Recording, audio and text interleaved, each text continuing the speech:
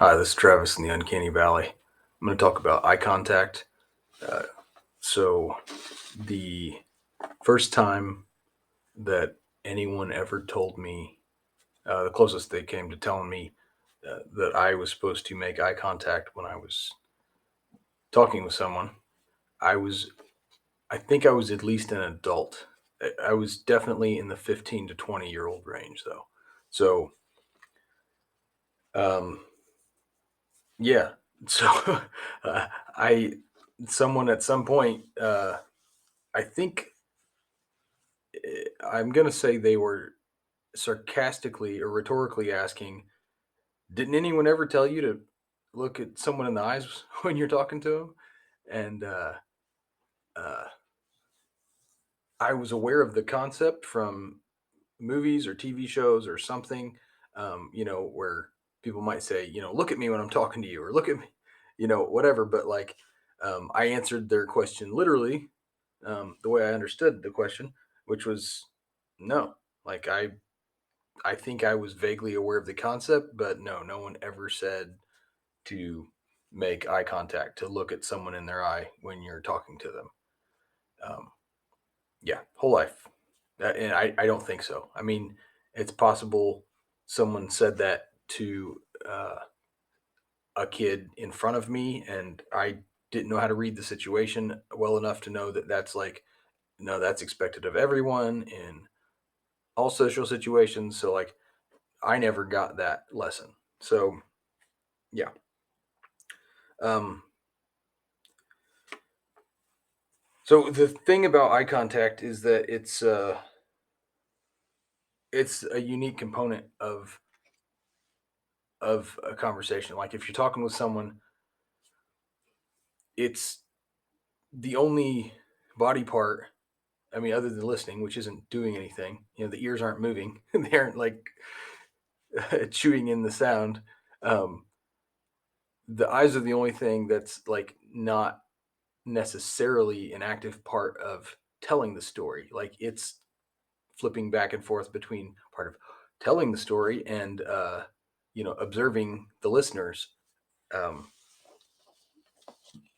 but oh yeah, like so to this point, like so through all the way to adulthood, like I had exclusively looked at people's mouths, because that is an exponentially more uh uh telling way to know what someone expressive way to see what someone's telling you. So it's an ongoing trade-off. Like now I'm aware of the expectation that I'm supposed to look at people in the eyes, and so I can't just look at their mouth. For one, now like I'm aware of the social thing that you're not supposed to stare at people's mouths while you're talking. But like if someone's like turned around and talking a little bit louder, so it would be the same level of sound, like I understand them a lot less because I'm so used to reading mouths, to reading lips. And I thought, maybe it was just looking at the expression, but no, like I rely on that for, uh, so like I do like look at the mouths like obliquely, not necessarily straight on, but yeah. So it's an ongoing trade off. I mean, like it's a dumbing down of what I'm able to observe. So my all of my observations that I'm so used to like taking in are muted by that eye contact that's about the telling and the receiving of the story. It's not about the story. It's not about like you're trading off picking up some of the nonverbal stuff that's happening down here. You're picking up less of that, or at least I am, by maintaining eye contact. And then additionally, while making eye contact, I've got it down to like like I'm able to fall within the range of typical what I believe to be acceptable range of a typical timing for eye contact. So like it's usually like a Yeah.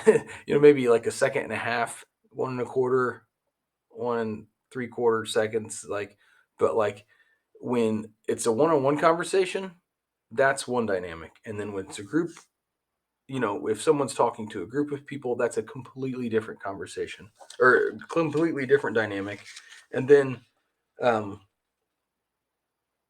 when I'm the one talking, that's just absolutely different. I mean, like everything's out the window because I'm the one talking, so I get to I get to decide how much eye contact I'm going to have. Like I can, I can just look over here while I'm talking to you. But if someone's looking at their phone, like I get how that's rude. Like I just stop talking because I know people can't. It's not possible to multitask as I understand it. So like I just wait.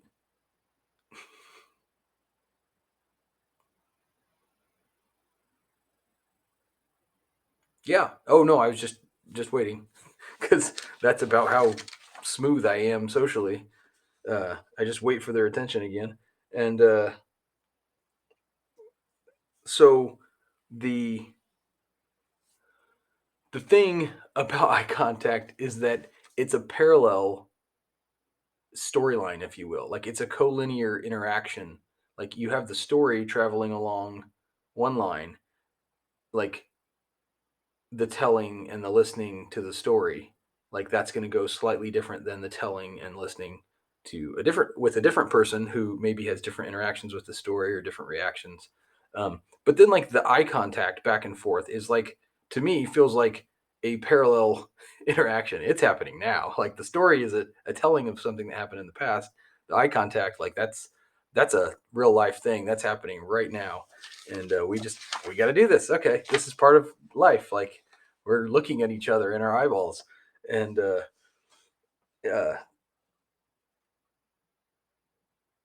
and so like I only have that awkwardness when it's an explicitly social setting. So if I'm in a meeting with someone or a group of people, whether it's for work or uh, anything where it's like if one of us is getting paid to be there, uh, that's inherently not social by my standards. So like social standards or social situations is where this applies. Like if I'm in a meeting with you, like I'll make eye contact with you the whole time because for me, if I'm in a meeting, then the social component isn't there. It's just not present to be worried about because like I'm my default is to be fully engaged. So like I'm going to be fully engaged because like to me I'm able to let down all my or most of my social inhibitions. I don't have to worry about all the scripts and this all the BS stuff that goes with social interactions because one of us is getting paid to be here, the other of us uh, is paying, whatever the situation is. So yeah, like none of this causes anxiety or anything like that if it's not a social situation. Like so, yeah, I might explore that more later.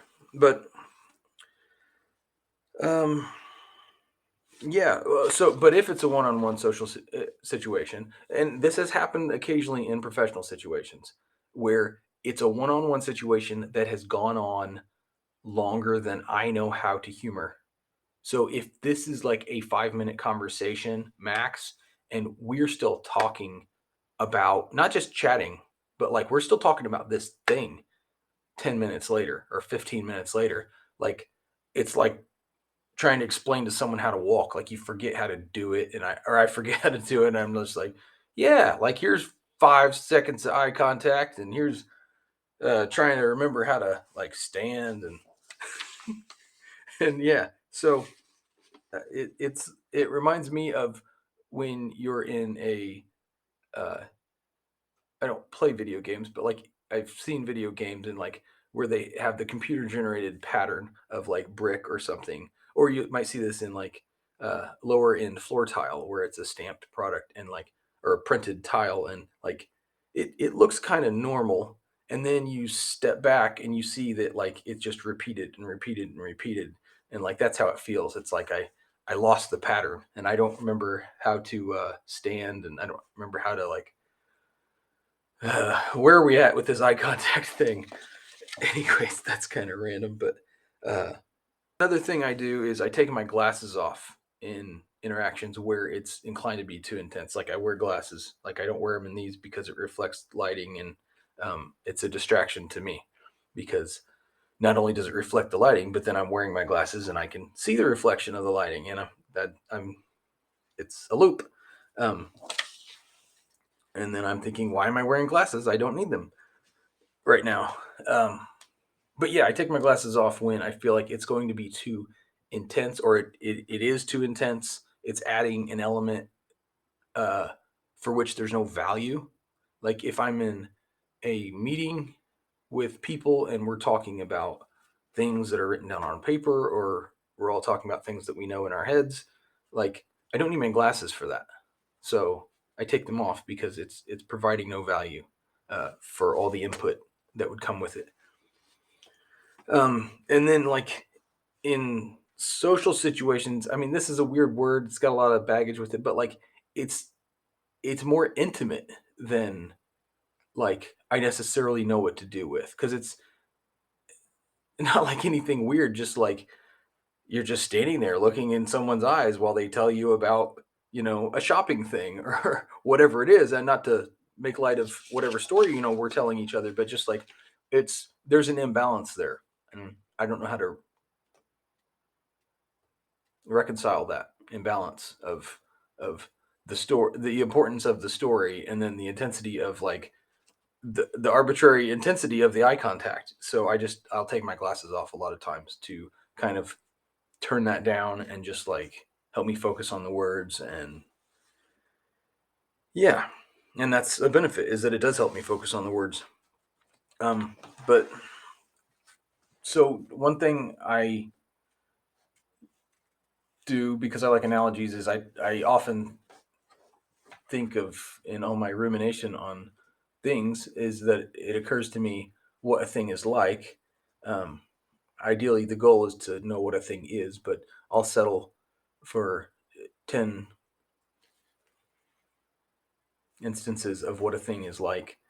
Um, and eye contact in a conversation, a real life conversation with a person, it's kind of like holding hands. Like, so if you want to know why it's awkward to have and maintain and try and maintain like the rhythm of eye contact within the acceptable range, like um, the next time you're having a conversation with someone, uh, just reach out your hand like you want their hands, and then when they hesitantly, because it's not normal, give you their hands, hold them during the conversation, and maybe even say like, "Oh, I want to try something. Like, let's just have a normal conversation while we're holding hands."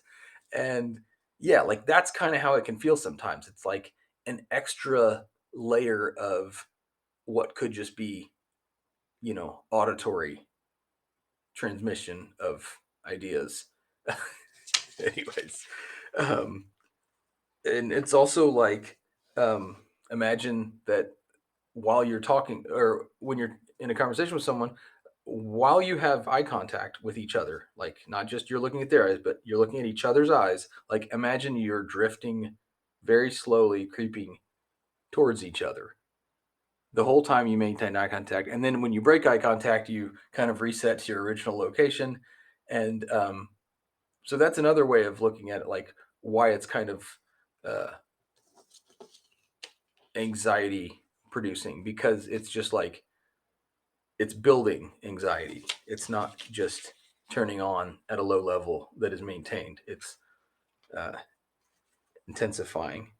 And so, yeah, I mean, if you have awkwardness around doing the right level of eye contact, I mean, like I'd love to hear like what does it feel like for you, because I'd like to have more analogies to explain this to people.